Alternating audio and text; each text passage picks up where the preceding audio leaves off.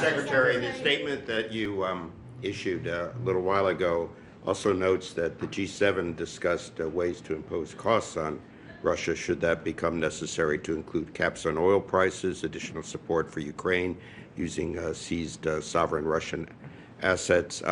Was there, but it said it discussed them, you didn't agree on them. Is there any agreement within the G7 on these particular measures, just what they should be in what order and what might trigger them, and why did you discuss them if you're so cautiously optimistic? Well, first of all, they were raised because the Europeans have their own set of sanctions and new ones they would like to impose. And certainly the United States is not a member of the EU. We don't have a vote at the EU. And so whatever they determine and decide to do, we can't control it. They ask us for our input, we'll give it to them, but that's not what's happening right now. So yes, it was discussed.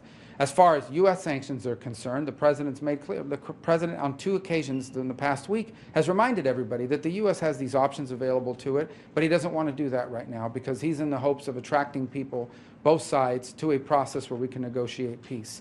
And I'll leave it at that. There really is nothing to add to that at this point.